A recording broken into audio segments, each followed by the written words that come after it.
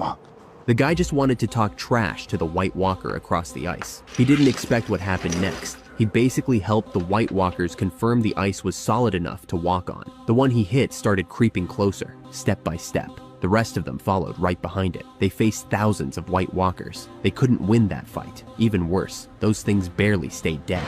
Right then, a wall of fire lit up behind them. Danny showed up with all 3 dragons to pull them out. Dragonfire is one of the most terrifying forces on the continent. Nobody can tank it, not even the White Walkers. Whole waves of enemies turned to ash. Jon Snow and the others finally saw hope. Then they missed an even deadlier problem. The Night King was way scarier than they ever imagined. Everyone started climbing onto the dragons to get out. The Night King took an ice spear from his soldier and walked forward slow. He stood on the cliff edge and locked onto a dragon in the sky. One dragon got hit and dropped out of the air on the spot.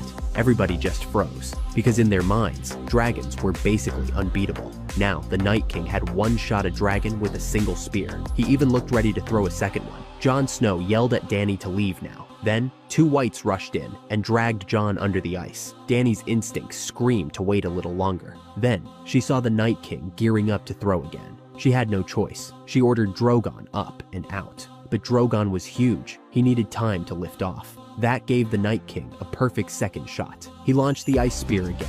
Lucky break, that one missed. That's the only reason they escaped. This battle was a total disaster. They didn't bring Jon back, and they lost a dragon too. That's when Danny finally realized the Night King was a bigger threat than she thought. Afterward, everyone pulled back to the wall. They never expected that catching 1 white would cost them this much. Everyone said they needed to retreat fast. Danny refused to leave.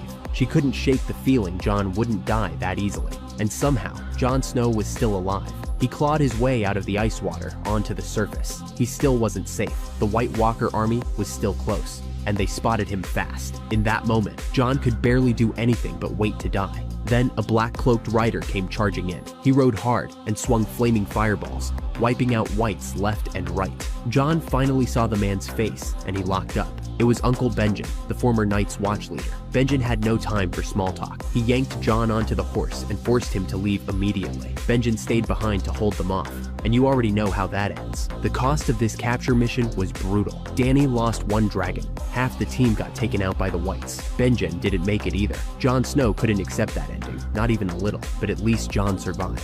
Not long after, he made it back outside the wall. Danny and the others found him. His injuries weren't that bad.